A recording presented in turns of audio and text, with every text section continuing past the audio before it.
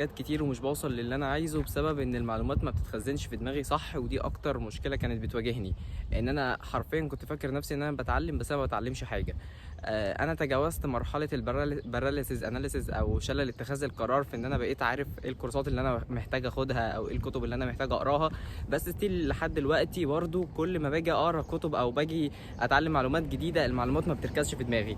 لان انا حرفيا كل اللي انا بعمله بس ان انا عمال ادخل احشي معلومات من غير ما اطبق او اشرحها. وفي الاصل عشان تتعلم اي معلومه لازم تعمل حاجتين، يا اما تطبقها يا اما تشرحها، يا اما تطبق بشكل عملي يا اما تشرحها. فانا ولا كنت بعمل ده ولا كنت بعمل ده. حاجه فكرت فيها الفتره اللي فاتت ان انا ابدا اعمل محتوى واتكلم فيه عن الحاجات اللي انا بعملها والحاجات اللي انا باخدها، الكورسات، الحاجات اللي انا بذاكرها. لان شايف ان ده بشكل عملي هيقدر يفيد عدد ناس كتيره جدا، لان انا عندي افكار كتيره قوي وفي نفس الوقت انا ما بتعلمش حاجه، او في نفس الوقت ما فيش تعليم حقيقي بيحصل، لان كل اللي انا بعمله هو حشو معلومات على الفاضي.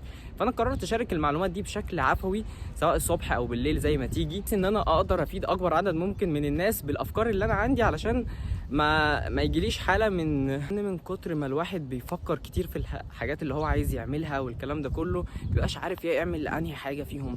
وفي نفس الوقت دي فرصه ليا ان انا اتعلم اكتر. فانا قررت اشارككم كل التجارب والمعلومات اللي انا بتعلمها والكورسات والكتب اللي انا قريتها الفتره اللي فاتت واللي انا هقراها والحاجات اللي انا هاخدها، بحيث ان احنا نتعلم سوا.